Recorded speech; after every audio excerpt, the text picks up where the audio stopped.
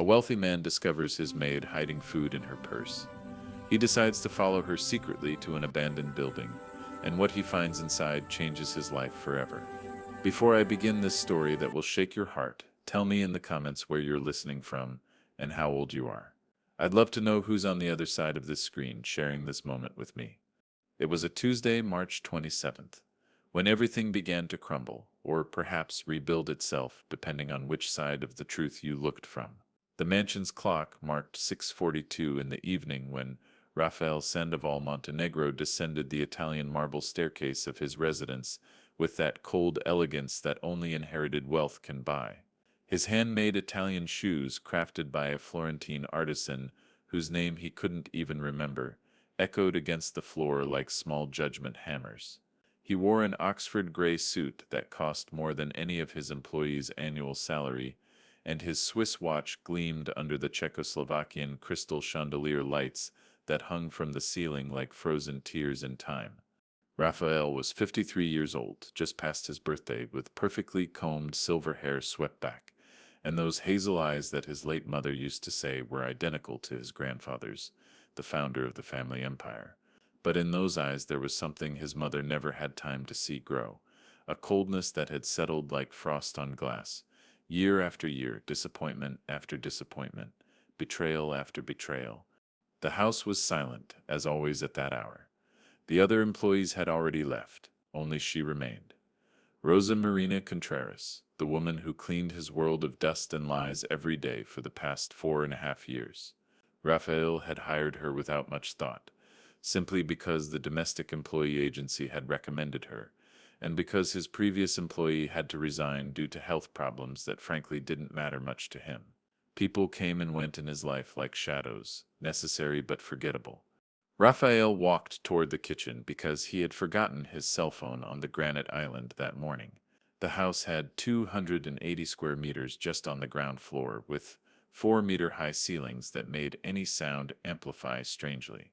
That's why he could hear, before reaching the kitchen, that particular sound of plastic rubbing against fabric, that soft but unmistakable crunch of someone trying to be silent and not quite succeeding. He stopped at the doorway. The kitchen was bathed in the golden light of sunset, entering through the French windows that overlooked the rose garden that his wife, well, his ex-wife now, had ordered planted years ago, and that he maintained out of pure inertia, because pulling out those roses would have been admitting that something hurt him, and Rafael Sandoval Montenegro didn't admit pain to anyone, not even to himself. Rosa Marina had her back to him, facing the open refrigerator. She was 47 years old, but looked older, with that exhaustion that settles into the bones of women who have worked since they can remember.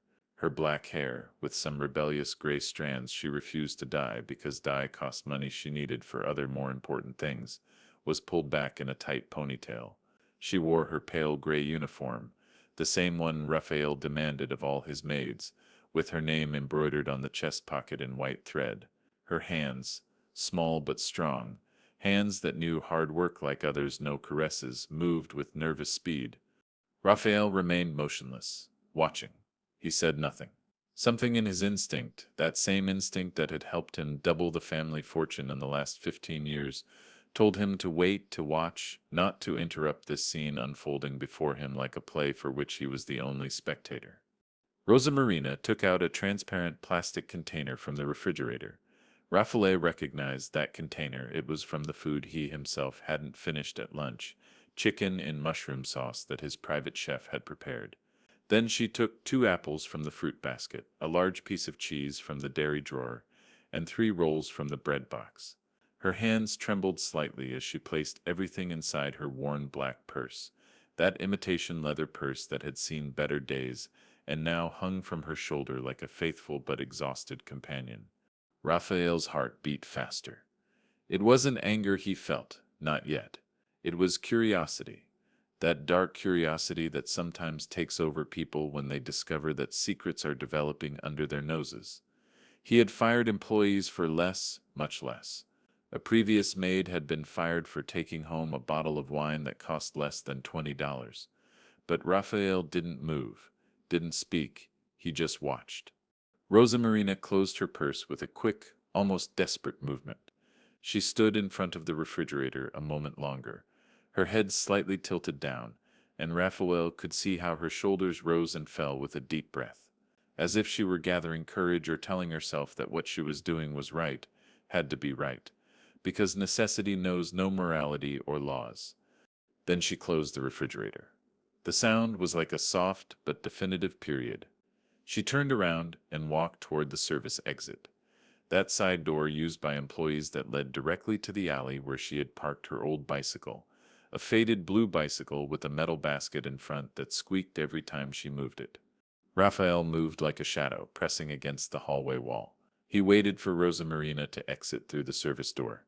He heard the sound of the door closing, that metallic click that resonated in the house's silence like a small gunshot. He approached the study window, that window from which he could see the side alley without being seen thanks to the lace curtains that his mother had insisted on hanging there decades ago. He saw her leave. Rosa Marina walked quickly, with her purse pressed against her side, as if she carried gold inside instead of leftover food. She mounted her bicycle, with that clumsiness of someone in a hurry, of someone who feels every second counts. The sun was beginning to set, staining the sky orange and pink, colors too beautiful for how ugly reality could be. Raphael made a decision in a fraction of a second. He didn't think about it, didn't analyze it, simply did it. He took the keys to his black Mercedes from the hook by the front door and left the house. His heart beat with an intensity he hadn't felt in years. Since that time he had bet everything on a risky investment that ended up making him even richer. But this was different. This wasn't money. This was something else, something he couldn't name yet, but that pulsed in his chest like a trapped bird. He got in the car. The interior smelled of new leather and that expensive air freshener his driver changed every week. But Raphael had fired his driver 2 months ago, after discovering he was lying about overtime hours. Now he drove himself, which he actually preferred because it gave him a sense of control he needed like others need air. He started the engine. The sound was a soft purr, perfectly tuned. He pulled onto the street just in time to see Rosa Marina's figure turning the corner on her bicycle, pedaling hard, her silhouette cut against the increasingly dark sky. Raphael followed her, keeping his distance. He drove slowly, something he never did, because Rafael Sandoval Montenegro was a man who lived at speed, who had built his entire life around efficiency and time as money. But now he drove slowly, at 30 kilometers per hour in a zone where the limit was 60, staying 2, sometimes 3 cars behind the faded blue bicycle.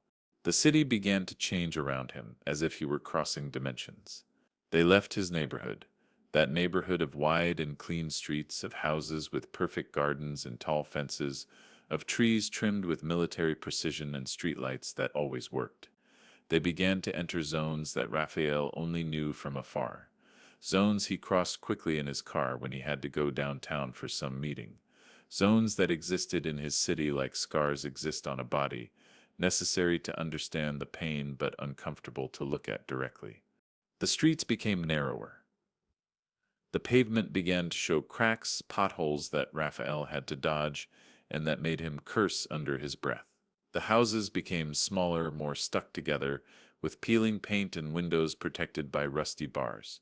There were clothes hanging on balconies, clothes in faded colors that moved with the warm afternoon wind like flags of a surrender that no one had officially accepted. Children played in the street, some barefoot, with deflated balls and laughter that sounded too shrill, too desperate to be happy despite everything. A woman sweeping the sidewalk looked up when the black Mercedes passed slowly, and in her eyes Raphael saw something that made him uncomfortable, a mixture of curiosity and weariness, as if his car were a spaceship landed in the wrong place. Rosa Marina kept pedaling. She didn't look back once. Her legs moved with a constant, mechanical rhythm, the rhythm of someone who has made this same journey so many times that her body knows it by heart. They turned left onto a street where the streetlights were broken, where darkness was settling faster because there was no artificial light to delay it. Raphael's heart beat faster and faster.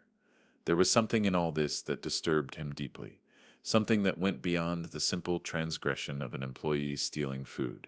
It was the way Rosa Marina pedaled, with that urgency that wasn't of someone fleeing but of someone running towards something, towards someone.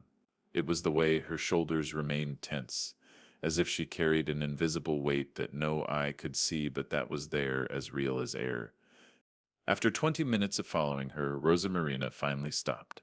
Raphael pressed the brake gently, stopping the Mercedes half a block away, protecting himself behind an old van that had deflated tires and had probably been motionless for months. Rosa Marina got off the bicycle. She leaned it against a wall stained with dampness, that green and black dampness that climbs walls like vines of abandonment. She took her purse and walked toward a building that Raphael immediately recognized for what it was, a condemned building. It was a four-story structure that once, probably decades ago, had been dignified. But now the windows were broken or boarded up with wood, the exterior walls were covered with graffiti and mold, and there was a rusty sign that said, "Danger, do not enter condemned property," hanging crooked from a door that no longer had a lock. The building rose against the sky like a rotten tooth in the city's mouth, a reminder that everything that's built eventually crumbles if no one cares for it, if no one loves it enough. Raphael got out of the car. He closed the door carefully without making noise. The silence of this street was different from the silence of his neighborhood. There the silence was peace, was tranquility, bought and paid for. Here the silence was tension, was the silence of things unsaid, of injustices unclaimed, of pain swallowed because there's no other option. He walked close to the walls, feeling ridiculous yet unable to stop himself. His $3,000 suit felt obscene in this place, as if it were an insult walking around to everything surrounding it. A thin black cat looked at him from a pile of garbage, its yellow eyes shining in the gloom with an ancestral knowledge that made Raphael shudder without knowing why. Rosa Marina had entered the building. Raphael approached the entrance, that doorless door that was just a dark rectangle leading into the bowels of abandonment. He could smell from there the mixture of dampness, old urine, and something else he couldn't identify but that turned his stomach, a smell of desperation converted into tangible thing. He stopped at the threshold. He listened. From somewhere inside the building came a dim light, a yellowish glow that flickered like a candle or old flashlight, and voices. He could hear voices. Rosa Marina's voice, soft but clear. "I'm here, my love. I'm here now." And then another voice, a voice that made Raphael's skin crawl. A child's voice, weak, raspy, as if coming from very far away or very deep inside. Raphael entered the building. His Italian shoes stepped on rubble, broken glass, wet papers that stuck to his soles like remorse. The place smelled worse inside, smelled of all the broken dreams that had been trapped between these walls when the people who lived here were evicted, when this building stopped being home to become a tomb of memories. He followed the light. He climbed some stairs that creaked under his weight, cracked concrete stairs with a rusty railing that left red stains on his hand when he leaned on it. The second floor was even darker, with open doors leading to empty apartments, where only traces of past lives remained, torn wallpaper, marks on walls where pictures once hung, a child's shoe forgotten in a corner like a small ghost of childhood. The light came from the end of the hallway.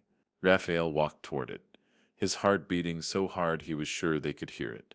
He reached a half-open door. He stayed there in the hallway darkness, looking inside. What he saw broke something inside him that he didn't know could break.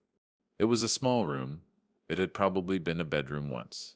Now it was almost empty except for some old mattresses on the floor, blankets that once were colored but now were just the color of exhaustion, and a couple of lit candles that projected dancing shadows on the stained walls. In one corner there were stacked cardboard boxes, and in another a small camping stove of the type that hikers use, but here it wasn't for weekend adventures, but to survive one more day. And there were children. There were 4 children. The smallest couldn't be more than 5 years old, curled up in Rosa Marina's lap, his thin little face lifted toward her with an expression of absolute adoration mixed with a hunger that went beyond the physical. It was the hunger for love, for protection, for knowing that someone in this world sees you and cares for you. He had black and disheveled hair, large dark eyes that shone with tears he tried to hold back to be strong, not to worry his mother more. A girl who must have been about 8 years old sat beside him, in a pink dress that had stains and a hole in the hem. She wasn't looking at Rosa Marina but at the bag her mother had brought, with those eyes that know hunger so well they can see it coming before it arrives. There were two other children, a bit older, maybe 10 and 12 years old, sitting against the wall. The oldest, a boy with a blue t-shirt too big that hung from his body like a tent, had his arms crossed over his chest in a protective gesture that seemed too adult for his age.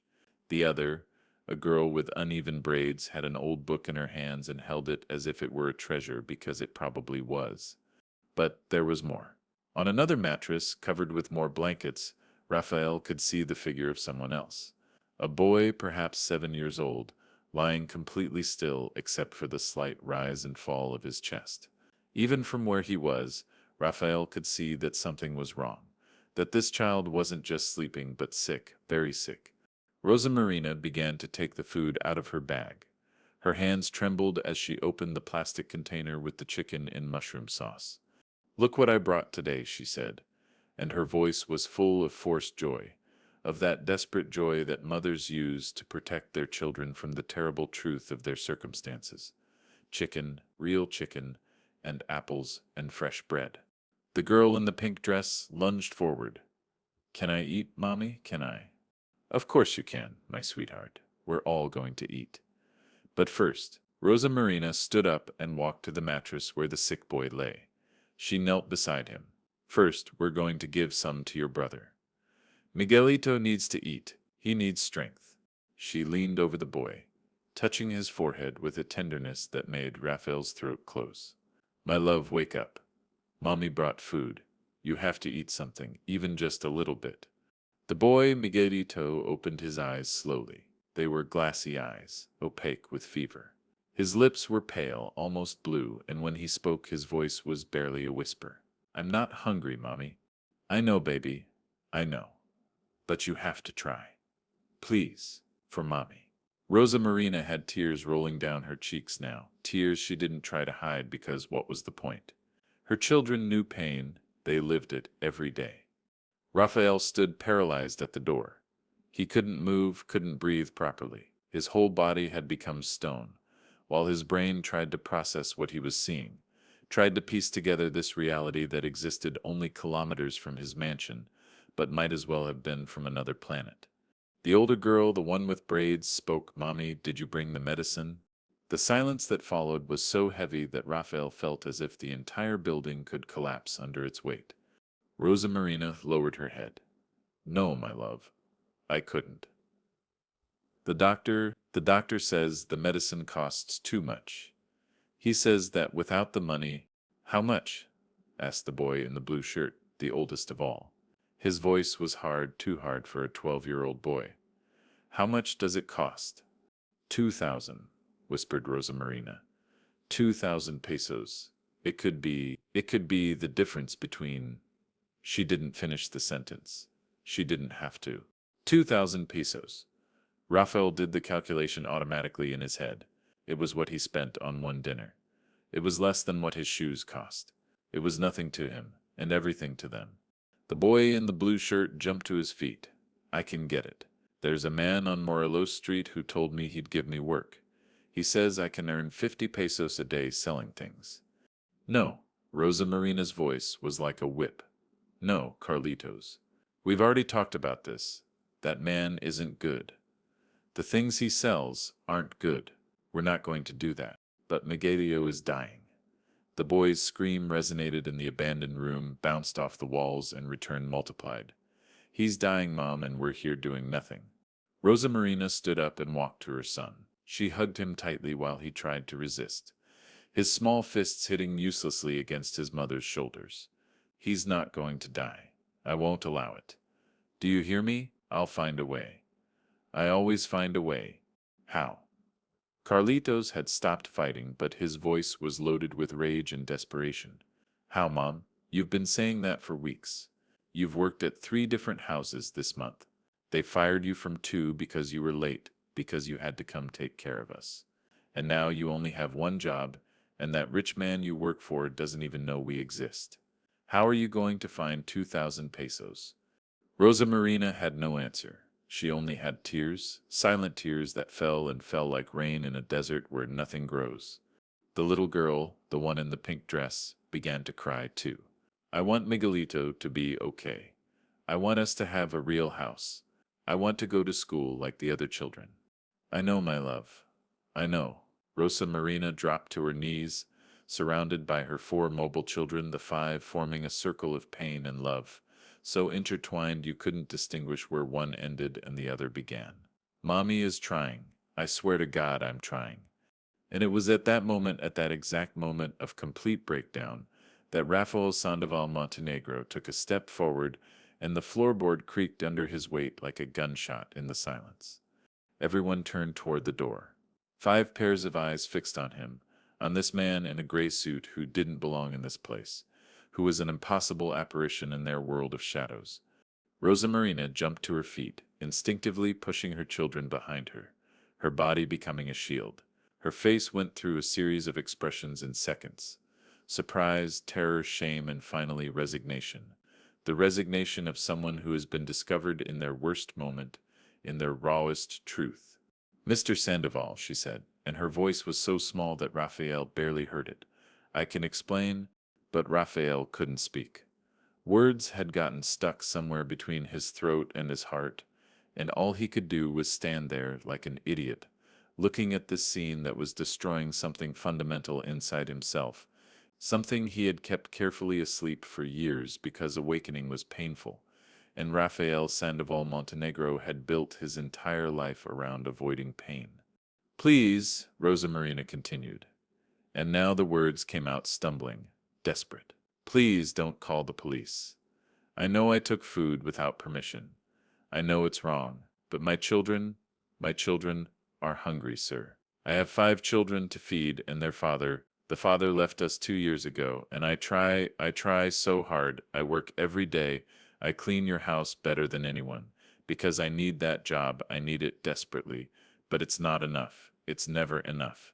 And Miguelito is sick and needs medicine, and I don't know what else to do. I don't know. She collapsed, literally collapsed, falling to her knees on the dirty floor while sobs shook her entire body. Her children immediately surrounded her, 4 small bodies trying to comfort the only person keeping them alive, trying to be strong when they themselves were just children who deserved to be cared for instead of having to care. And Raphael finally found his voice. But when he spoke, he didn't recognize the sound that came from his throat, because it was the voice of someone different, someone this cold and calculating man could have been in another life, in another world where things mattered more than money. How long? He asked. How long have you been living here? Rosa Marina looked up, wiping the tears with the back of her hand, leaving dark stains on her skin. 3 months. 3 months since we were evicted from the apartment. I couldn't pay the rent. I lost 2 jobs because Miguelito got sick, and I had to stay with him. And landlords aren't patient, sir. They're not patient with people like us. And nobody knows? Nobody knows you're living here with 5 children? She shook her head. If anyone knew, they'd call social services. They'd take my children. They'd put them in foster homes. Separate them. I'd rather die than let that happen. They're mine. They're all I have. Raphael took another step forward, and then another, until he was in the middle of the room. He could feel the children's eyes on him, cautious, scared. The boy in the blue shirt, Carlitos, had placed his body in front of his younger siblings, his hands closed in small, useless fists, ready to protect, even though he couldn't. The boy, Raphael said, looking toward the mattress where Miguelito lay. What does he have? Pneumonia, Rosa Marina answered, her voice breaking. The doctor says it's pneumonia. He needs antibiotics, strong antibiotics that can only be bought with a prescription, and that costs so much. I've tried to get the money. I've borrowed from everyone I know.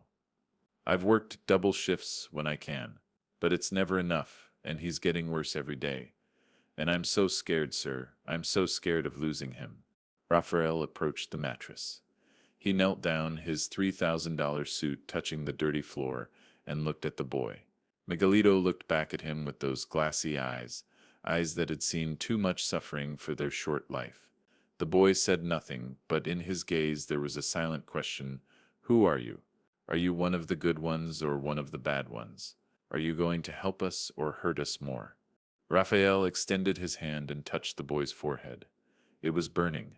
The fever was so high he could feel the heat radiating from his small and fragile skin.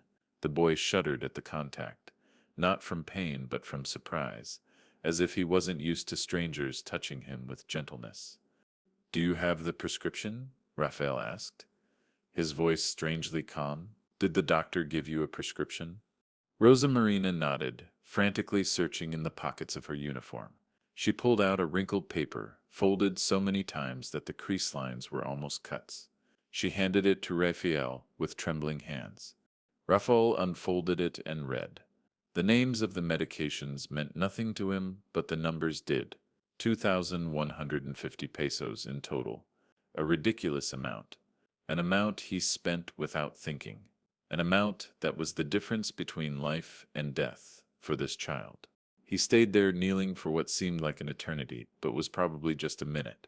His mind, that mind that had been trained to calculate risks and benefits, to see the world in terms of gains and losses, was trying to process something that couldn't be quantified. It was trying to process the weight of knowing that he had lived a few kilometers from this misery, had passed through these streets in his Mercedes, had existed in a world of obscene abundance while these children literally died of hunger and disease. And the realization that came was like a physical blow to the chest. He was part of the problem. Not directly, perhaps. He hadn't done anything specifically to put these children in this situation, but he also hadn't done anything to prevent it. He had lived his life in his bubble of wealth, convinced he worked hard and deserved everything he had, without ever asking who paid the price for his comfort, who went without food so he could have a private chef, who lived in abandoned buildings so he could have a mansion of 280 square meters. "Stand up," he said finally, getting to his feet. His voice sounded strange even to himself, hoarse and loaded with something that could have been emotion. If Rafael Sandoval Montenegro were the type of man who felt emotions. "Everyone, stand up and gather your things." The terror that crossed Rosa Marina's face was immediate and absolute. "Please, sir, please. You can call the police about the food if you want. You can fire me, you can do whatever you want to me. But please leave my children alone. Please. I beg you, I implore you." "I'm not going to call the police," Raphael interrupted, and there was something in his tone that made Rosa Marina stop mid-plea. "I'm not going to hurt them, but you're not staying here one more night. None of you." A dense silence filled the room. The children looked at Raphael with expressions ranging from confusion to cautious hope, that dangerous hope that arises when you've been disappointed so many times that hoping hurts more than resigning yourself. "I don't understand," Rosa Marina said slowly. "What do you mean?" Raphael ran a hand through his hair, messing it up for the first time in years. "I mean you're coming with me now, tonight. I'm taking the boy to the hospital, and I'm taking you to a place where you can sleep in real beds, with clean sheets and hot food, and tomorrow we're going to fix the rest." "We can't," Rosa Marina said, but her voice was no longer strong. It was the voice of someone who wants to believe but has learned not to. "We don't have money for a hotel. We don't have—" "I'm not talking about a hotel," Raphael said curtly. "I'm talking about my house. My house has 17 bedrooms. I think I can find space for 5 children and their mother." The silence that followed was so complete that Raphael could hear the beating of his own heart, which he realized with surprise was beating faster than it had in years. Carlitos, the oldest boy, took a step forward. His face was full of distrust, that distrust that children have who have learned too soon that adults lie, that promises are broken, that hope is a luxury they can't afford. "Why?" he asked, and it was a fair question. The fairest question Raphael had heard in a long time. "Why would you do that? We're nothing to you. My mother cleans your house. We're not your family. We're not your responsibility. Why would you help us?" Raphael looked at the boy, at this little man of 12 with 40-year-old eyes, and the truth that came from his mouth surprised even himself. "Because I've spent the last 20 years of my life building an empire," he said slowly, each word weighing tons. "I've earned more money than I could spend in 3 lifetimes. I've bought everything that can be bought, and tonight, kneeling on this dirty floor next to your sick brother, I realized I have absolutely nothing worth having. Nothing. I've been so busy accumulating wealth that I forgot to accumulate humanity. And maybe, just maybe, if I help keep your brother alive, if I give you and your siblings a chance to have the childhood you deserve, maybe I can recover a piece of my soul I didn't even know I'd lost. No one spoke. Raphael's words floated in the air of the abandoned room like smoke, tangible but untouchable, true but hard to believe. Rosa Marina broke the silence with a sob that seemed to tear her chest. I can't accept this. It's too much. I don't, we don't deserve. This isn't about deserving, Raphael interrupted, and his voice was firmer now, more certain. This is about need. Your son needs a hospital. Your other children need beds and food. And I need to do this. Please, let me do this. The battle that developed on Rosa Marina's face was visible to everyone. It was the battle between pride and survival, between hard-earned distrust and desperate hope. She looked at her children, at her 5 small treasures, who depended on her for everything, who now looked at her waiting for her to make the decision that could change their lives or destroy them even more. Finally, with a voice that was barely a whisper, she said, "Okay, we'll go for Miguelito, for my children, we'll go." The next hour was a whirlwind of activity.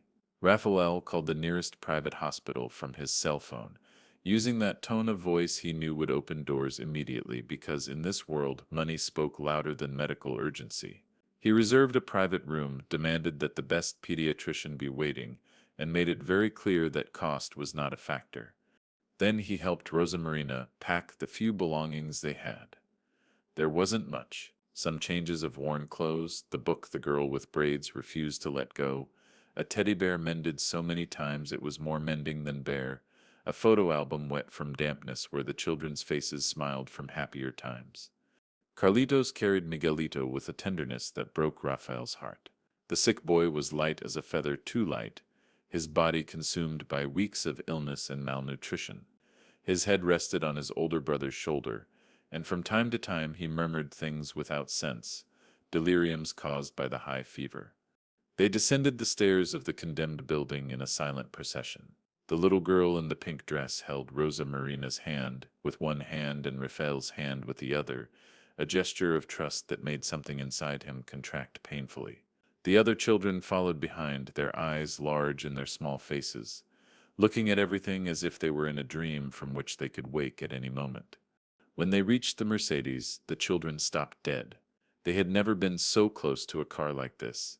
The girl with braids timidly extended her hand and touched the shiny surface of the hood, as if it were something magical.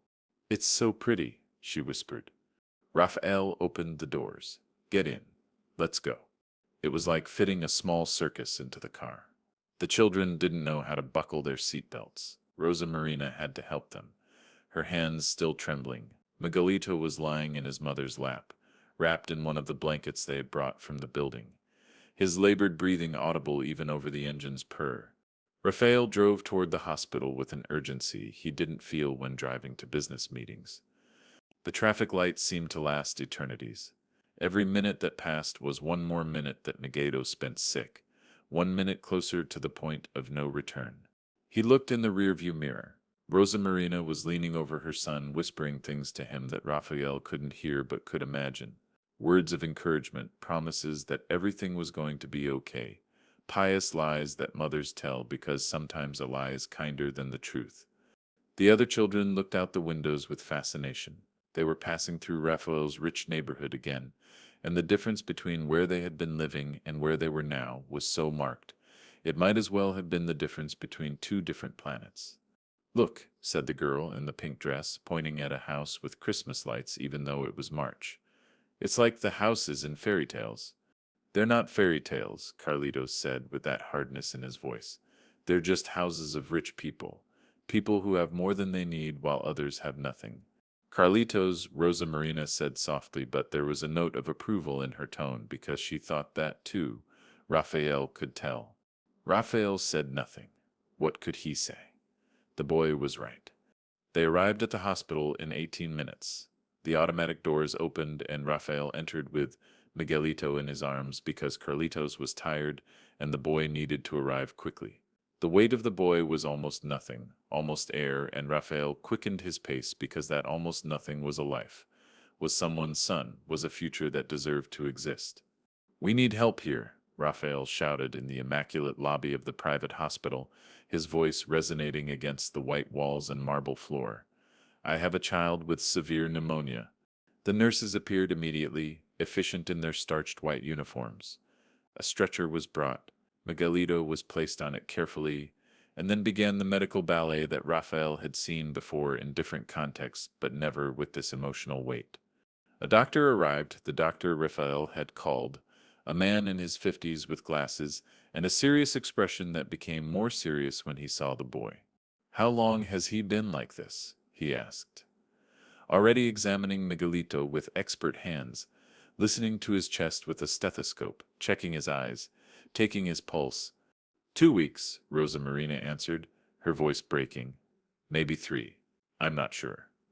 We didn't have money to bring him before. I tried to take care of him at home with home remedies, but he's not breathing well," the doctor said, his tone urgent now. "His oxygen levels are dangerously low.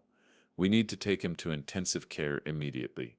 Nurse, prepare oxygen and an IV. We're going to need chest x-rays immediately, and complete blood tests. And get me the respiratory specialist on duty." Now, Rosa Marina stepped forward, grabbing the stretcher. "Please, please save him. He's my baby. He's my baby and I can't lose him. I'll do anything, I'll pay anything." The doctor looked at her, and in his eyes there was compassion, but also urgency. "Ma'am, we're going to do everything possible, but I need you to let me work. You can stay in the waiting room. Someone will come update you. I'll take care of the costs," Raphael said, his voice cutting through the air like a knife. "Everything, whatever is necessary. Don't look at the price, just save the boy." The doctor nodded, understanding immediately. "Very well, nurses, let's go." And then they took Miguelito away, pushing the stretcher quickly through the double doors that said "Authorized personnel only" in red letters. Rosa Marina tried to follow them, but a nurse stopped her gently but firmly. "Ma'am, you have to wait here. The doctor will come out to talk to you as soon as he knows something." Rosa Marina stood there, looking at the doors through which her son had disappeared, her body trembling like a leaf in the wind. The other 4 children clustered around her, hugging her, and all 5 were crying now, crying with the type of pain that comes from months of tension, finally releasing. Raphael stood to the side, feeling useless, feeling like an intruder in this moment of family pain. But when the little girl in the pink dress extended her hand toward him, without even looking at him, just seeking an anchor in the storm, Raphael took it, and he stood there with them, this broken and beautiful family, waiting for news of the boy who hung between 2 worlds. The hours in the waiting room felt like days. The private hospital had comfortable seats and vending machines and TVs with cable, all the luxuries money could buy, but none of that mattered. The children eventually fell asleep, exhausted by the stress and excitement of the day, curled up on the leather seats, their small bodies finally resting after who knows how many nights of interrupted sleep in that cold and abandoned building.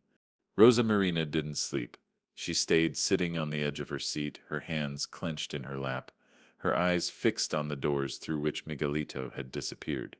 From time to time she murmured prayers, fragments of pleas her mother had taught her when she was a child, words worn by use but still full of desperate hope. Raphael sat beside her in silence. He didn't know what to say. All the words that occurred to him sounded empty, useless. So he simply stayed there, his presence being the only thing he could offer in this moment. It was Rosa Marina who finally broke the silence, her voice so low that Raphael had to lean in to hear it. "Why did you follow us?" she asked, without looking at him, her eyes still on the doors. "Really, not the reason you gave Carlitos. The real reason." Raphael thought about the question for a long moment. The truth was complicated, tangled with things he didn't even fully understand himself. "I don't know," he finally admitted. "I saw you taking food. I should have fired you immediately. I should have called the police. That's what I would have done a month ago, even a week ago, but something made me follow you instead. Curiosity, maybe. Or maybe—" He stopped, searching for the right words. "My wife left me 6 months ago. She said I had become cold. She said I had forgotten how to feel, how to be human. She said money had turned me into something less than a man and more than a machine. I got angry. I called her dramatic. I called her many things. But tonight, when I saw you with your children, when I saw that love so pure and desperate, I realized she was right. I had forgotten. I had forgotten that there are things that matter more than quarterly earnings and investments. Rosa Marina finally looked at him. Her eyes were red from crying, but there was something else in them now, a kind of understanding. My husband left me too, she said softly. 2 years ago, he said he was tired of being poor, tired of struggling. He left with a woman who had money, a woman who could give him the easy life he wanted, and I was left with 5 mouths to feed and no education beyond elementary school. Do you know what that's like, Mr. Sandoval? Knowing that your entire life, your complete worth in this world, comes down to how well you can clean someone else's floor, how invisible you can become while making the beds of people who earn in a day what you earn in a year. Raphael had no answer for that. How could he? He was part of the problem, she described. I've worked in 15 different houses in the last 2 years, Rosa Marina continued, and now the words flowed from her as if she had been waiting years to say them for someone to hear them. 15 houses of rich people. And you know what I learned? I learned that wealth doesn't make people happy. I saw marriages destroyed in houses that cost millions. I saw children who had all the things in the world but who would have given anything for their parents to really look at them, to see them. I saw men and women who had so much they had forgotten how to appreciate anything. And I thought to myself, we have nothing, but at least we have love. My children and I, we have that. But love doesn't pay for antibiotics, Raphael said bitterly. Love doesn't keep a roof over your heads. No, Rosa Marina agreed. It doesn't, and believe me, I've hated that. I've hated living in a world where love isn't enough, where it doesn't matter how much you want to keep your children alive. If you don't have money, you just have to sit and watch them suffer. It's the greatest injustice in the world, don't you think? That something as arbitrary as money decides who lives and who dies, who suffers and who thrives. Raphael said nothing because she was right, absolutely and terribly right. But now, Rosa Marina continued, and her voice broke a little, now you're here. And my son is being treated by the best doctors money can buy. And my other children are sleeping in comfortable chairs with full stomachs for the first time in weeks. And I don't know what to think of that. I don't know whether to thank the universe or be angry that it took so long, that my family had to reach the edge of the abyss before someone saw us. You can be angry, Raphael said. You have every right to be angry. Rosa Marina let out a bitter laugh. Anger is a luxury, Mr. Sandoval. It's a luxury I can't afford. Anger doesn't feed my children. Anger doesn't pay the bills. Anger would only make me bitter, and I refuse to be bitter because then they win, you understand? The people who look at me as if I'm less than human because I clean floors. The people who cross the street when they see my children because they're poor and therefore must be dangerous. If I become bitter, if I let hatred consume me, then they win, and I refuse to let them win. Raphael looked at her with something that could have been respect or admiration, or perhaps just the humility of recognizing that this woman who had nothing was infinitely stronger than he was, who had everything. You're an extraordinary woman, he said quietly. Rosa Marina shook her head. I'm not extraordinary. I'm just a mother doing what all mothers do, surviving so their children can live. There's nothing extraordinary about that. It's just love, desperate and fierce love, and sometimes terrifying in its intensity, but love nonetheless. The double doors suddenly opened, and the doctor came out. He looked tired, with stains on his white coat and disheveled hair. Rosa Marina jumped to her feet, her body tense like a rope about to break. How is he? How is my son? The doctor took off his glasses and cleaned them with the edge of his coat. That universal gesture of doctors who are about to give news that weighs tons. He's stable, he finally said, and Rosa Marina let out a sob that was part cry and part laugh of relief. For now, he's stable. He has severe bacterial pneumonia, as we suspected. His lungs are very compromised. If you had waited one more day, Maybe 2. He stopped, letting the implication hang in the air. But he's gonna be okay, Rosa Marina said, and it wasn't a question but a plea. He's gonna survive. With treatment, yes.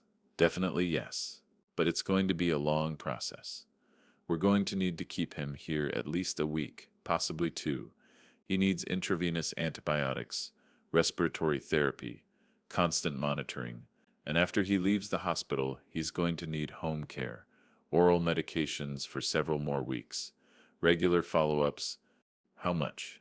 Rosa Marina asked, and Raphael could see on her face that she was already doing impossible calculations, trying to figure out how she was going to pay for something that cost more than she would earn in a year. How much is all this going to cost? Don't worry about that, Raphael interrupted before the doctor could answer. I'll take care of all the costs, everything. The hospital, the medications, the follow-ups, everything. Just make sure the boy has the best possible care. The doctor nodded. Of course, we've already started aggressive treatment. Your son is in good hands, ma'am. Would you like to see him? Can I? Rosa Marina was already walking toward the doors before finishing the question. Yes, but only you for now. He's in a partial isolation room to prevent additional infections. The other children can see him tomorrow when he's a bit more stable. Rosa Marina turned to Raphael, and on her face was a gratitude so deep it hurt to look at. Thank you, she whispered. Thank you for saving my son. I can never repay you this. Never. But I swear that you don't owe me anything, Raphael said firmly. Nothing. Go be with your son. She nodded and followed the doctor through the doors. Raphael was left alone in the waiting room with 4 sleeping children. He sat down again, feeling the weight of the last few hours settling on his shoulders like a heavy blanket. He looked at the children. Carlitos was curled in a fetal position on 2 chairs, his small body trying to occupy the least possible space, a habit probably developed from sleeping in cramped spaces. The girl with braids slept with her old book pressed against her chest. The one in the pink dress and the youngest boy were against each other, their heads together, breathing in sync. They were beautiful, even with the worn clothes and hair that needed washing and faces that were too thin. They were beautiful, and Raphael wondered how it was possible that a world allowed children like these to suffer. It wasn't a philosophical or abstract question. It was concrete and urgent and hurt in his chest like a physical wound. His phone vibrated in his pocket. He took it out and saw the message. It was from his ex-wife, Valentina, probably about the divorce papers or property division. He didn't open it. It didn't matter. None of that mattered in this moment. Instead, he opened his banking app. He looked at the number in his checking account. That number so large it was almost abstract. He thought about how much of that money he really needed. He thought about how many families like Rosa Marina's he could help with just a fraction of what he had accumulated. And for the first time in 20 years, Rafael Sandoval Montenegro felt ashamed of his wealth. Not proud, not satisfied, ashamed. Rosa Marina returned an hour later. Her eyes were still red, but there was a light in them that hadn't been there before. A light of hope. He's sleeping, she said, sitting next to Raphael. But he's breathing better. The doctor says the medicine is working. He says my baby is going to be okay. I'm glad to hear that, Raphael said, and he meant it. He sang, Rosa Marina continued, and now she was smiling through the tears. When he saw me when I told him Mommy was there, he tried to sing that silly song I always sing when he's sick. Twinkle, twinkle, little star. He could only do the first 2 lines before he fell asleep. But he sang, my baby sang. And then Rosa Marina collapsed. All the hours of tension, all the accumulated fear, all the desperation of the last few months finally came out in a torrent of crying that shook her entire body. Raphael, without thinking, put his arm around her shoulders, and she let herself fall against him, crying on the shoulder of this man who hours ago was just her employer and now was, what? Savior? Friend? Improbable angel in a $3,000 suit? I'm sorry, Rosa Marina sobbed after a few minutes, trying to pull away. I'm sorry, I shouldn't. Don't apologize, Raphael said. Never apologize for feeling. They sat like that for a while longer, Two people from completely different worlds united by this strange and impossible night. The children kept sleeping. The hospital kept functioning around them, that endless ballet of nurses and doctors and emergencies and miracles. Finally, when the clock marked 3 in the morning, Raphael spoke, "You need to rest properly. All of you, I'm going to take you to my house now. Tomorrow we can return to the hospital early." "And Miguelito?" Rosa Marina asked, her voice still hoarse from crying. "Miguelito is in good hands, and you're no use to him if you collapse from exhaustion. You need to sleep, eat, shower, take care of yourself so you can take care of him." Rosa Marina knew he was right, but it was still hard. Leaving him there, even knowing he was being cared for, was like tearing out a piece of her heart. But her other 4 children needed her too. And she was so tired, so incredibly tired. They woke the children gently. They were disoriented at first, forgetting for a moment where they were, but reality returned quickly. They asked about Miguelito, and Rosa Marina assured them he was okay, that they would see him tomorrow. The drive back to Raphael's house was silent. The children looked out the windows as the Mercedes navigated the empty streets of the early morning. The city looked different at this hour, softer somehow, its rough edges blurred by darkness and exhaustion. When they arrived at the mansion, the children got out of the car with slow movements, exhausted beyond words. Raphael opened the front door, and they entered the marble vestibule with its chandeliers and expensive paintings and its opulent silence. The children stood there looking at everything with big eyes. It was like entering a museum or a palace, or some place that only existed on television programs about rich people. "It's so big," whispered the girl in the pink dress. "Do you live here alone, sir?" "Yes," Raphael answered, and for the first time he felt how ridiculous that was. "Just me." Carlitos looked around with that hard expression that seemed to be permanent on his face. "One person doesn't need all this space. It's wasteful." "Carlitos," Rosa Marina reprimanded him gently, but Raphael raised his hand. "No, he's right. It is wasteful. I've been selfish, but that's going to change." He looked at the children. "Follow me. I'm going to show you your rooms." He took them upstairs. The second floor had 8 guest rooms, none of which had been used in years. Raphael started opening doors, showing them rooms with king-size beds and en-suite bathrooms and views of the garden. "You can choose any one you want," he said, "or you can share if you prefer to be together." The children looked at each other. They weren't used to having choices. They weren't used to having privacy or space or beds not to share. "Can we all stay together?" the girl with braids asked timidly.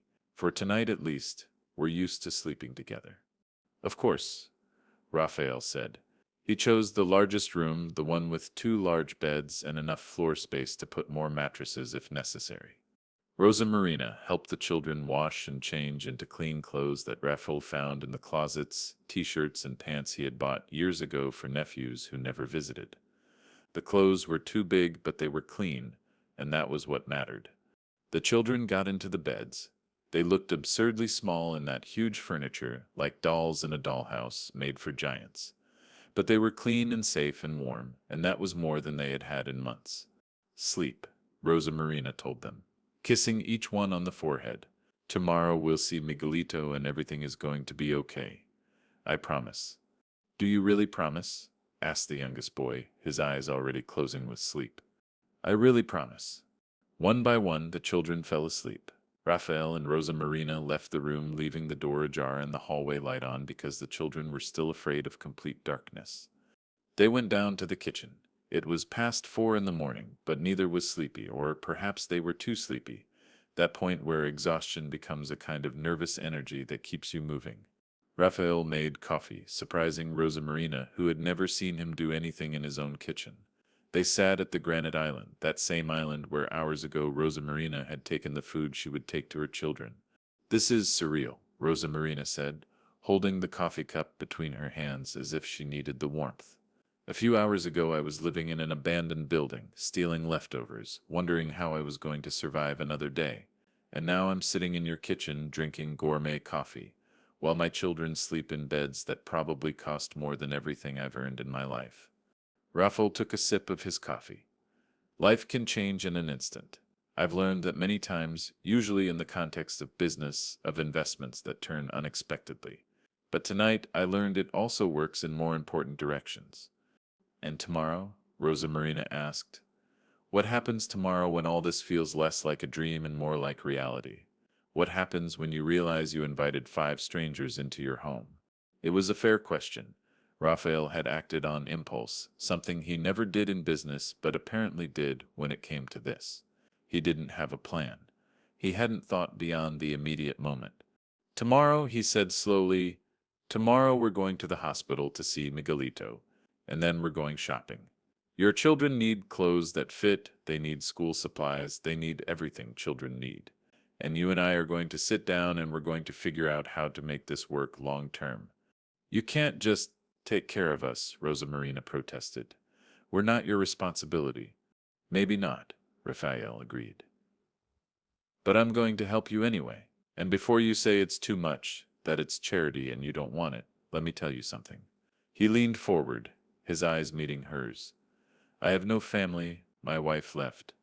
I have no children, my parents died years ago. My siblings and I don't speak, because we fought over inheritances and money and stupid things that don't matter. I've spent the last 10 years building an empire for no one, working to accumulate wealth I don't use, living in this huge house without purpose or meaning. And tonight, for the first time in more time than I can remember, I felt like I was doing something that mattered, something real. So yes, I'm going to help you. And it's not just for you, it's for me too. Because I need you as much as you need me. Rosa Marina had tears running down her cheeks again. I don't know what to say. Don't say anything. Just let me do this, please. She nodded, unable to speak. They sat in the kitchen as the night slowly turned into dawn. The sky outside the windows changed from black to dark blue to that pearly gray that precedes the sun. Birds began to sing in the garden.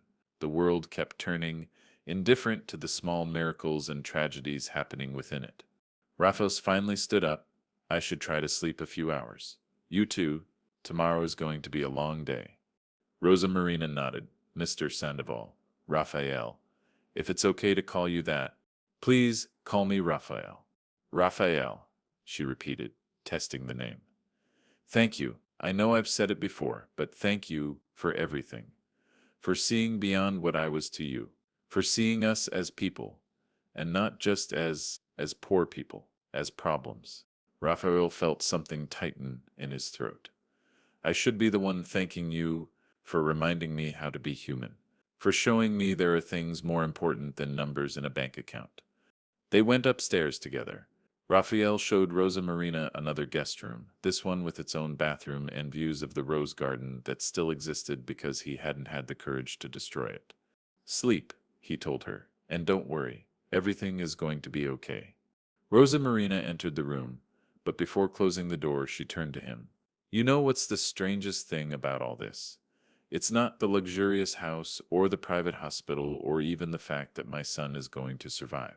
It's that for the first time in 2 years I'm not afraid. The constant fear that lived in my chest, that tight knot that never went away, that woke me up in the middle of the night with my heart beating so hard I thought it would explode. It's gone. And I don't know how to live without fear. I don't know who I am without it. Then we'll discover it together, Raphael said. Who you are without fear, and who I am when I finally care about something more than myself. Rosa Marina smiled, a small but real smile. Good night, Raphael. Good night, Rosa. Raphael went to his own room, that master bedroom he had shared with Valentina, until she left, taking half the furniture and all the warmth that had ever existed there. He took off the suit that now had stains from the abandoned building's dirt and hospital dust. He was going to give it to the dry cleaners but stopped. No. This suit had been present at the moment that changed his life. It deserved something more than being cleaned and used again as if nothing had happened. He folded it carefully and put it in a box. He would donate it, along with half of his obscenely expensive wardrobe. Why did he need 50 suits when Rosa Marina and her children had been living with 3 changes of clothes among all of them? He lay down in his bed that was too big for one person. But tonight, for the first time since Valentina left, he didn't feel alone. The house didn't feel empty. There was life in it. There were children sleeping in rooms that had been dead for years. There was purpose. Raphael closed his eyes, and to his surprise, fell asleep almost immediately. He didn't have nightmares about failed investments or missed meetings. He dreamed of a boy singing Twinkle, Twinkle, Little Star in a hospital room, and of 5 children laughing in a garden full of roses. The sun came through the windows 4 hours later, waking him with its golden light. Raphael got up, showered, and dressed in casual clothes for the first time on a workday in years. Jeans and a simple shirt. Nothing ostentatious. Nothing that screamed money. He went down to the kitchen and found Rosa Marina already there, preparing something on the stove.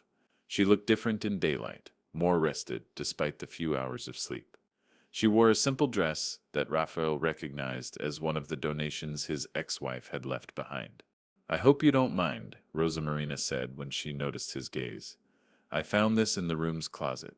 My uniform needs to be washed. And I don't mind at all. That dress looks better on you than it did on Valentina anyway." Rosa Marina smiled. "I'm making breakfast. I know you have a chef, but I thought, well, it's what I do. I cook." "I don't have a chef," Raphael corrected. "I fired him 3 weeks ago because I realized I was paying someone to make food I barely ate." He sat at the island. "What are you making?" "Scrambled eggs and toast. Nothing fancy, but the kids like it. It's familiar." The children came down shortly after, drawn by the smell of food. They looked strange in daylight, out of context in this luxury environment, but they looked better, cleaner, more rested. The girl in the pink dress had found a hair ribbon and had made herself a messy but cute ponytail. They sat at the kitchen table, all squeezed to one side as if they weren't sure they were allowed to use all the space. Rosa Marina served the eggs and toast, and the children ate with appetite but not with that desperate hunger from last night. This was different. This was a meal. "Are we going to see Miguelito today?" asked the girl with braids between bites. "Yes," Rosa Marina answered. "After breakfast, we're going to the hospital." "Is he going to get better?" asked the youngest boy, his voice uncertain. "He's going to get better," Raphael affirmed with a confidence he genuinely felt for the first time. "The doctors are taking very good care of him, and in a few days he'll be here with you, running around the house and causing trouble." The children smiled at that. The possibility of a future where Miguelito was well, where they could simply be children again, was like a gift too good to believe but impossible to refuse. Carlitos, who had been quiet, finally spoke. "How long can we stay here?" It was the question everyone wanted to ask, but only he had the courage to ask. Raphael looked at the boy, at this small protector of his family who had had to grow up too fast. "For as long as you need, and then, when you're ready, we're going to find you a place of your own. A good place, a safe place, where you can be a real family." "And you?" Carlitos asked, his voice still distrustful but softening. "What are you going to do when we leave?" "I don't know," Raphael admitted. "But I know I'm going to do something different from what I've been doing. I'm going to use my money for something that matters. I'm going to help more families like yours. I'm going to try to fix at least a small part of the broken system that puts children in abandoned buildings while mansions like this stay empty." Rosa Marina looked at him with something that could have been hope. "Do you mean it?" "I mean it completely. I've spent 20 years growing my fortune. It's time I used it for something more than numbers on a screen." They finished breakfast. They cleaned together, everyone participating, Raphael washing dishes for the first time in years, while the children dried and put away. It was mundane and ordinary and perfect in its simplicity. They got ready to go to the hospital. The children dressed in the best clothes they could find among the donations and their own few belongings. Rosa Marina braided the girl's hair with expert hands. Carlitos combed his rebellious hair, trying to look presentable. The trip to the hospital was different from last night. There was sunlight and traffic and people going to their jobs. The world kept functioning normally, oblivious to the small miracle that had happened in the darkness. When they arrived at the hospital, a nurse was waiting for them. "The Contreras family," she said with a smile. "The doctor said you'd be coming. Follow me." She led them through hallways that smelled of disinfectant and hope. Miguelito's room was on the 3rd floor at the end of a quiet corridor. The nurse opened the door.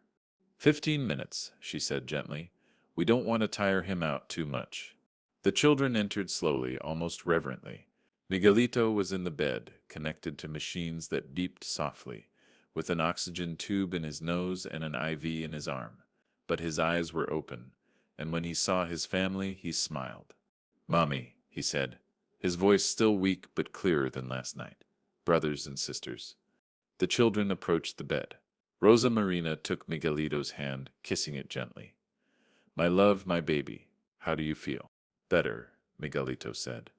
My chest still hurts, but I can breathe. And the nurse gave me jello, strawberry. The siblings laughed, that light and musical sound of children who had forgotten how to laugh and now remembered. They took turns telling Miguelito about the big house, about the comfortable beds, about breakfast with real eggs and toast with butter. Raphael stood at the door, watching. The doctor who had treated Miguelito last night approached him. He's a lucky boy, the doctor said quietly. Another day and we would have been having a very different conversation. Will he recover completely? Raphael asked. With time and proper treatment. Yes. He's going to need regular follow-up, good nutrition, a clean and dry environment, all things he didn't have before, I imagine. He'll have them now, Raphael said firmly. The doctor nodded, satisfied. I'm glad to hear that. I've seen too many cases like this. Children who come too late. Children who survive but are left with lifelong respiratory problems because they couldn't afford the right treatment in time. It's good to see one who's going to come out of this without permanent damage, thanks to someone who cared enough. The 15 minutes passed too quickly. The nurse returned to tell them Miguelito needed to rest. The children said goodbye to their brother with kisses and promises to return tomorrow. See you soon, champ, Carlitos said, squeezing his younger brother's foot through the blankets. We're going to bring you something special tomorrow. What? Miguelito asked, his eyes shining with childish curiosity. You'll see, it's a surprise. They left the hospital with lighter hearts. The prognosis was good. Miguelito was going to live. He was going to recover. He was going to have the chance to be a normal child with a normal life. Where to now? Rosa Marina asked when they got into the Mercedes. Shopping, Raphael answered. We need to get you all clothes that fit, and school supplies, and everything else. You don't have to, Rosa Marina began, but Raphael interrupted her gently. Please, let me do this. It's not just for you, it's for me too. I need to do this. Do you understand? Rosa Marina nodded slowly. Okay, but I want you to know that eventually I'm going to pay you back for all this. I don't know how or when, but I will. I'm not one of those people who takes without giving anything back. I understand, and I respect that, but for now, just let me help. They went to the city's largest mall. Raphael had never really been there, not to buy normal clothes at least. His suits came from exclusive boutiques where they had his measurements saved and sent him private catalogs. The children looked at everything with big eyes. There were so many stores, so many things, so many colors and lights and possibilities. It was overwhelming in the best possible way. They went first to a children's clothing store. The saleswoman looked at them with that expression Raphael immediately recognized, judgment. She saw Rosa Marina with her donated dress, the children with their worn clothes, and was calculating how much money they could spend if they were worth paying attention to. Raphael took out his credit card, that black card only given to clients with more money than they can count, and placed it on the counter with more force than necessary. We're going to need complete wardrobes for 4 children, he said, his voice taking that tone of authority he used in business meetings. Everyday clothes, school clothes, pajamas, shoes, coats, everything. And we're not looking at prices. We're looking at quality and comfort, understood? The saleswoman's attitude changed instantly. Of course, sir. It will be a pleasure to help you. Where would you like to start? The next 2 hours were a whirlwind. The children tried on outfit after outfit, t-shirts and jeans and dresses and jackets, sports shoes that fit correctly instead of too big or too small. New underwear, new socks, everything new. The girl in the pink dress fell in love with a blue dress with yellow flowers embroidered on the hem. She stood in front of the mirror, turning so the skirt would lift, and there were tears in her eyes. Is it very expensive? she asked quietly to her mother. Can we really keep it? Rosa Marina looked at Raphael. In her eyes was a mixture of gratitude and something else, something like shame at having to depend on someone else's charity, but also relief at being able to give her daughter this small moment of joy. Yes, my love, Rosa Marina said. You can keep it, and the purple dress too, if you like it. The girl let out a cry of joy and hugged her mother so hard she almost knocked her to the floor. Carlitos remained more reserved. He chose practical, functional clothes, dark jeans, and simple t-shirts.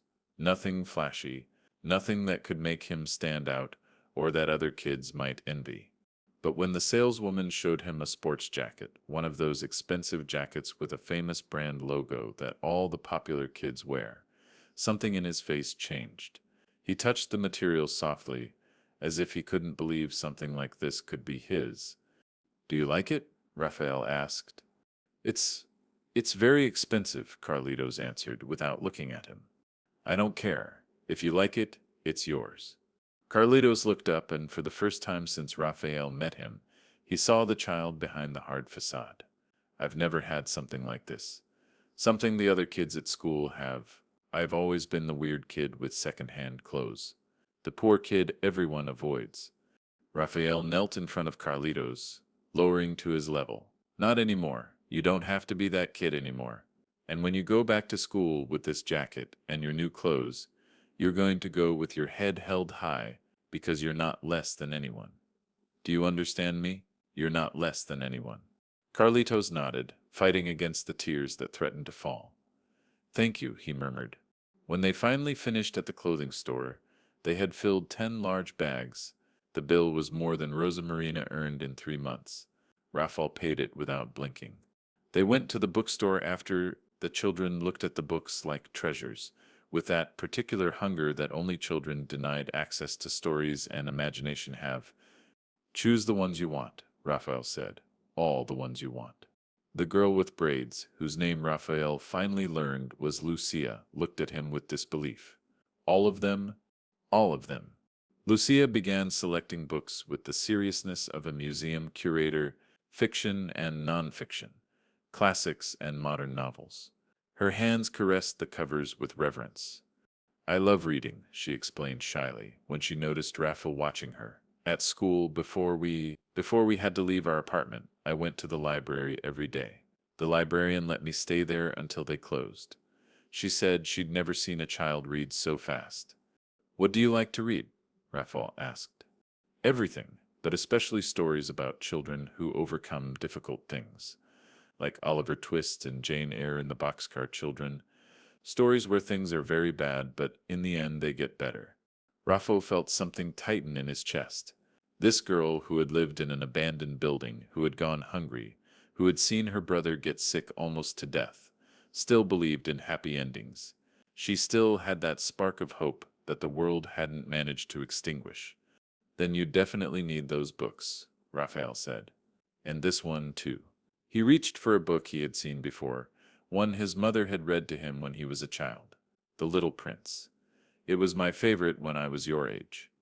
Lucia took the book carefully. What's it about? Many things, but mainly about seeing the world with the eyes of the heart, about what's really important in life. And what is really important? Lucia asked. Raphael looked at Rosa Marina, who was helping the younger children choose picture books. He looked at Carlitos, who was leafing through a science book with contained fascination. He looked at these children who had entered his life barely 24 hours ago and had already changed everything. People, he finally answered. Relationships. Love. Taking care of others. Those are the things that matter. Lucia nodded wisely, as if she had known that all along and was just waiting for an adult to admit it. They left the bookstore with another 10 bags. They went to a toy store after because Raphael insisted the children deserved to be just that, children, at least for a while. The younger children chose stuffed animals and board games.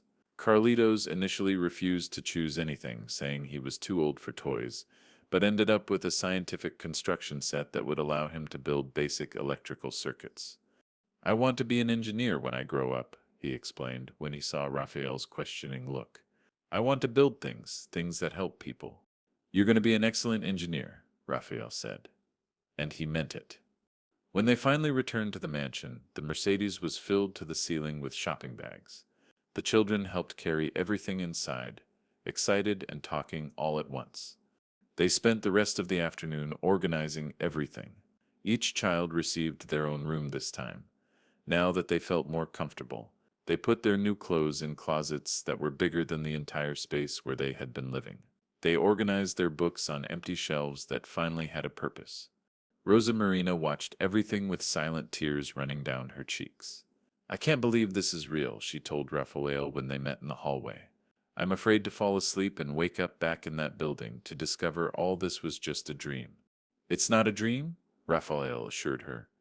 This is real. You're here, you're safe, and you're going to be okay. Why are you doing this? Rosa Marina asked, and it wasn't the first time she'd asked that question, but this time there was something more in her tone, a deeper need to understand. Raphael considered the question carefully before answering. You know that story Lucia mentioned, Oliver Twist? I read it when I was a kid too, and I remember thinking how lucky I was not to be like Oliver, not to be alone and without money and at the mercy of cruel people. But it never occurred to me that maybe I had some responsibility toward the Olivers of the world. I grew up in privilege, inherited fortune, and simply assumed that that's how the world worked. Some people have and others don't, and that's just the way things are. He stopped, looking out the window toward the garden where the children were now playing, chasing each other among the roses, their laughter floating through the warm afternoon air. But tonight, when I followed you to that building, he continued, when I saw your children living in conditions not even an animal should endure, something broke inside me. Or maybe it fixed itself, I'm not sure. But I realized the world doesn't have to be this way. Poverty isn't inevitable. Suffering isn't necessary. It's just that people like me have been too comfortable in our bubbles to do anything about it. And that ends now, at least for me. Rosa Marina looked at him for a long moment. You're a good man, Raphael Sandoval, a better man than you yourself believe. No, Raphael said, honestly. I'm not a good man, but I'm trying to be. For the first time in my life, I'm really trying. Dinner that night was the first real meal they all shared together at the formal dining table. Raphael had ordered food from a local restaurant, nothing too fancy, just pizza and pasta and salad, but the children devoured it as if it were a five-star meal. They talked about future plans. Raphael mentioned they needed to enroll the children in school. Carlitos should be in 7th grade, Lucia in 4th, the girl in the pink dress whose name was Anna in 2nd, and the youngest, Manuel, in kindergarten. They've lost almost 3 months of school, Rosa Marina said with concern. They're going to be so behind. Then we'll hire tutors, Raphael said simply. We'll get them caught up, and when Miguel leaves the hospital, he'll start school too. It's going to be hard for them, Rosa Marina continued. The other kids can be cruel. When they find out we were living on the street. They're not going to find out?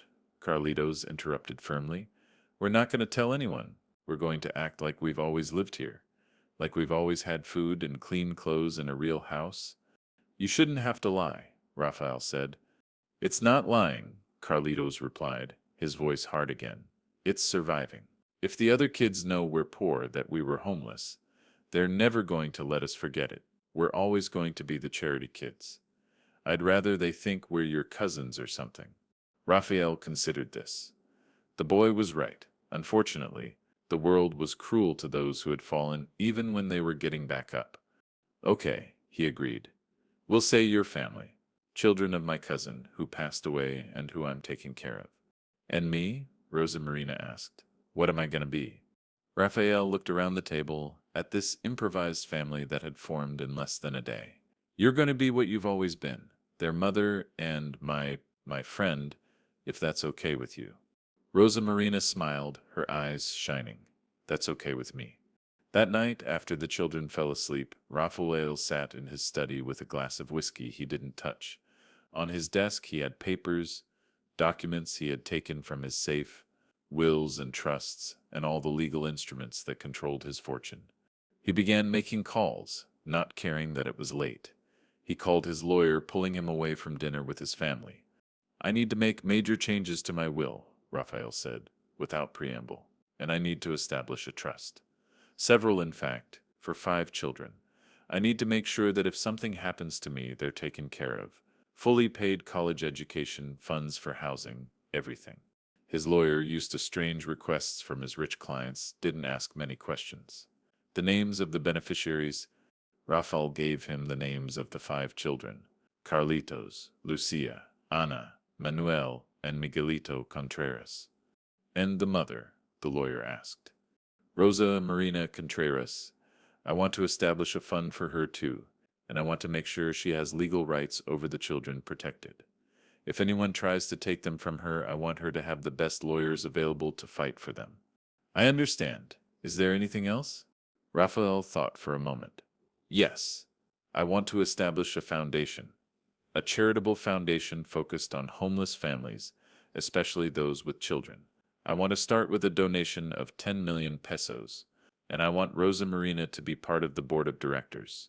She knows what these families need better than any consultant I could hire. His lawyer whistled softly. That's very generous, Mr. Sandoval. It's not generosity, Raphael corrected. It's justice. I should have done this years ago.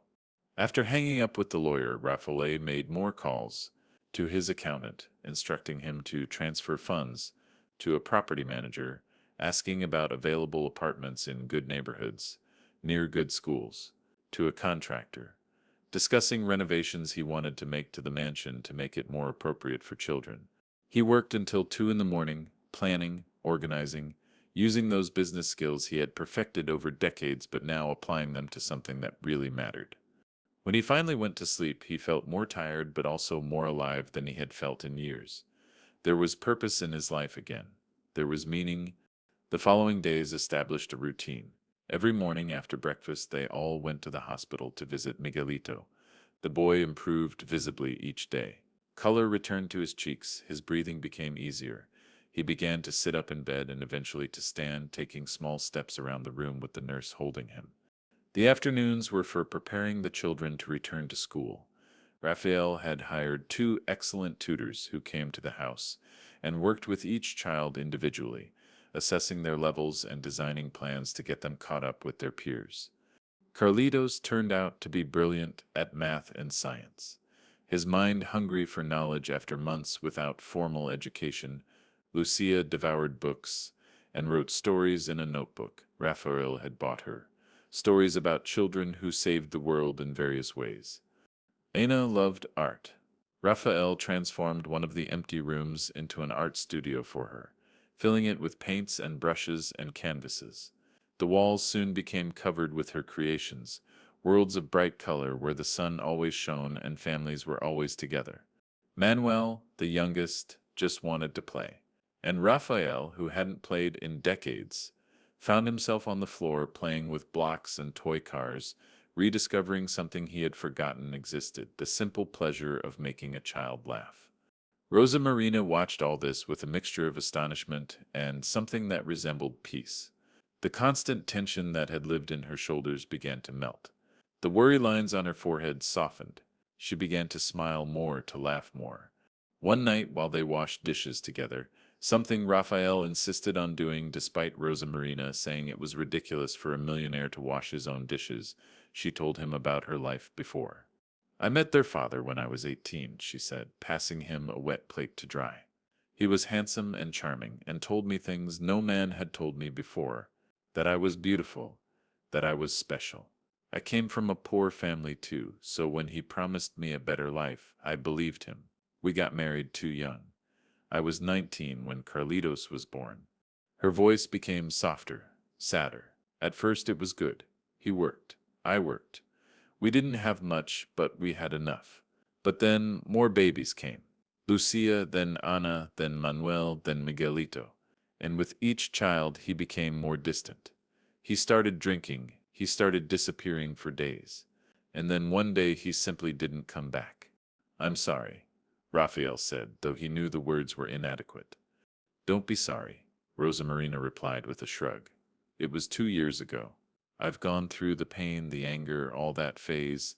Now I just I'm just grateful he left before he could teach my children to be like him. I'd rather they grow up without a father than with a bad father. You're stronger than most people, Raphael said honestly. I'm not strong, Rosa Marina contradicted. I simply didn't have another choice. When you're a mother and your children are hungry, you find strength you didn't know you had. You do things you never thought you could do. Like living in an abandoned building and stealing food and lying to yourself that everything is going to be okay when in your heart you know it might not be. Raphael stopped drying the plate and looked at her directly. But now it is okay. Now everything is really okay. Thanks to you. No, Raphael said firmly. Thanks to you for being the mother you are, for never giving up, for loving your children enough to endure the unendurable. I just opened a door that should have been open for you a long time ago. They stood there in the kitchen, two people from worlds so different they shouldn't have ever found this point of intersection. But they did, and in that meeting both had discovered something that was missing in their lives. A week and a half after that night that changed everything, the doctor finally said the words everyone had been waiting to hear: Miguelito can go home. The joy was immediate and overflowing. The children screamed and danced. Rosa Marina cried tears of pure relief. Raphael felt a pressure in his chest that was like pain but sweet, as if his heart were expanding after years of being contracted. They took Miguelito home that same afternoon. The boy was still weak, still pale, but there was life in his eyes and a smile on his face. His siblings surrounded him in the car, touching him constantly, as if they needed to make sure he was real, that he had really come back. When they arrived at the mansion, Miguelito got out of the car and looked up at the massive structure with eyes as big as saucers. Is this where we're going to live? He asked with amazement. For now, Rosa Marina answered. Until we have our own place.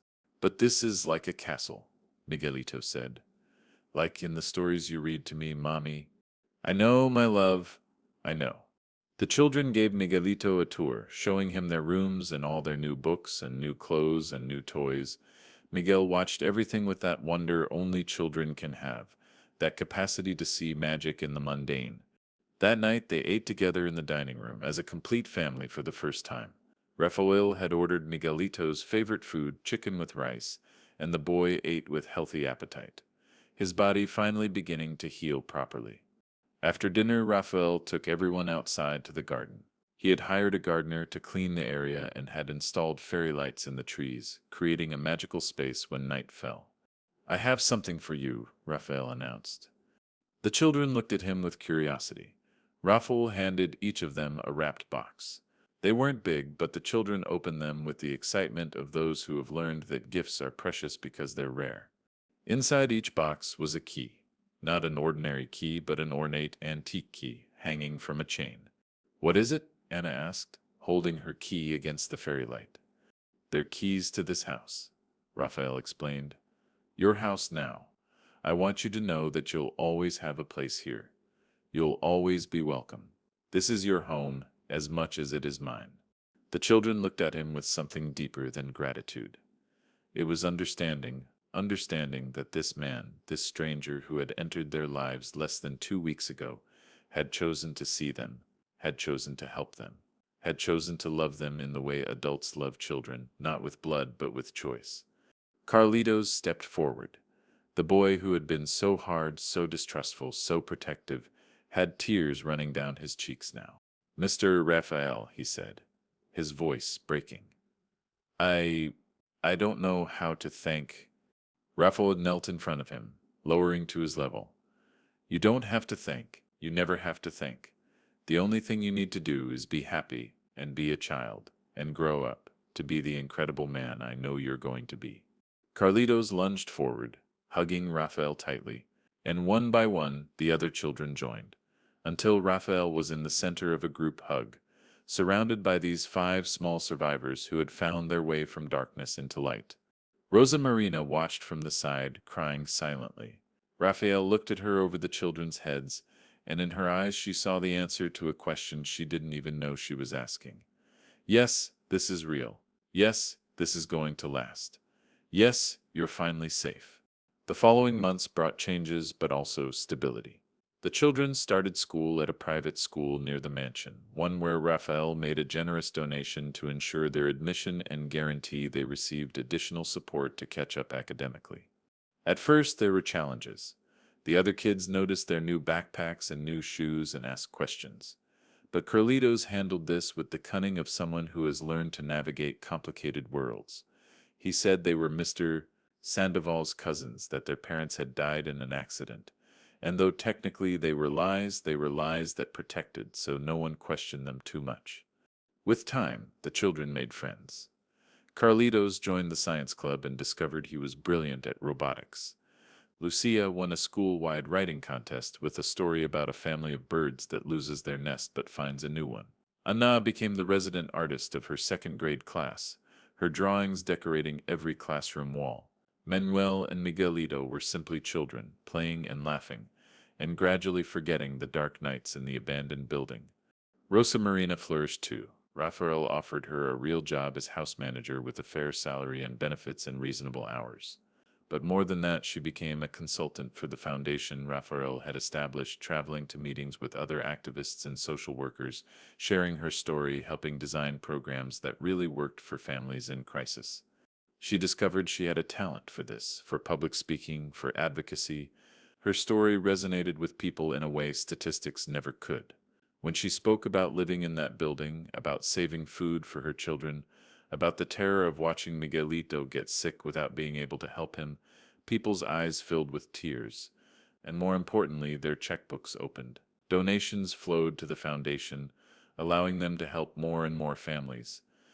Raphael transformed too. He reduced his working hours on his investments, delegating more to his capable team. Instead, he spent time with the children. He helped them with homework. He attended their school events. He applauded at their recitals and competitions. One Sunday afternoon, while they all played soccer in the backyard, a backyard that was no longer just roses but also a complete play area, Rosa Marina sat next to Raphael on the patio. "You seem happy," she observed. "I am," Raphael replied, and he was surprised to realize how much he meant it, happier than I've been in years. Decades, maybe. Do you miss your old life? The fancy dinners and social events and all that? Raphael considered the question. No, none of that was real. It was just acting, pretending it mattered, that it meant something. But this, he gestured toward the children playing, their laughter filling the air. This is real. This matters. Rosa Marina smiled. The children adore you, you know, especially Carlitos. Last night he told me he wants to be like you when he grows up, that he wants to use his money to help people, just like you do.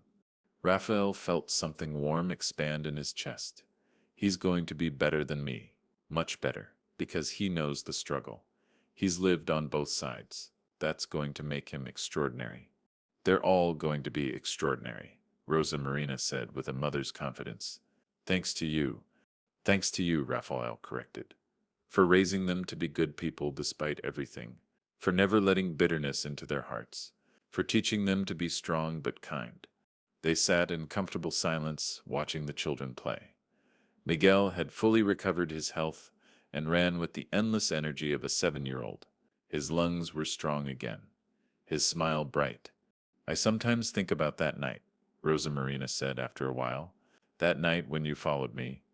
And I wonder what would have happened if you hadn't, if you had done what any other employer would do and just fired me. Raphael had thought about that too. Too many times. I don't know, but it scares me to think about it. Miguelito would probably have died, Rosa Marina said with a strangely calm voice, as if she were stating a fact instead of a terrible possibility. Without the hospital, without the antibiotics, he would have died. And I would have kept working in strangers' houses, trying to keep my other 4 children alive, living day to day, never getting ahead. And eventually something else bad would have happened. Because that's how poverty works. It doesn't just hurt you once, it keeps hurting you. But that didn't happen, Raphael said firmly. That's not going to happen, and I'm going to make sure it doesn't happen to other families either. The foundation has already helped 23 families in 3 months. 23 families that now have stable housing, access to healthcare, job assistance. It's a start. It's more than a start, Rosa Marina said. It's a miracle. 23 miracles. 24, Raphael corrected. You too, you're the first. Rosa Marina put her hand on Raphael's. A simple gesture but loaded with meaning. We're not a miracle. You're the miracle. A rich man who chose to see, who chose to care, who chose to change. That's the real miracle. At that moment, Miguelito ran toward them, breathless and smiling. Uncle Raphael! Mom! Look what I can do! He proceeded to do 3 somersaults in a row, ending with his arms extended like an Olympic gymnast. They applauded and laughed, and Miguel took a dramatic bow before running back to play with his siblings. Uncle Raphael, Rosa Marina repeated with a soft smile. They like calling you that now. I don't mind, Raphael said, and his voice sounded a bit hoarse with emotion. In fact, I like it. I was never anyone's uncle. I was never family to anyone, really. Not in a way that mattered. Well, now you are, Rosa Marina said. Family, not by blood, but by choice. And that's sometimes stronger. Raphael looked at the garden at these 5 children who had appeared in his life in the most unexpected way. He thought about that Tuesday in March, that day that had started like any other and had ended up changing everything. He thought about the man he had been then, cold, distant, living in an empty mansion with an equally empty heart. And he thought about the man he was becoming, someone who mattered, someone who made a difference, someone who was loved not for his money but despite it.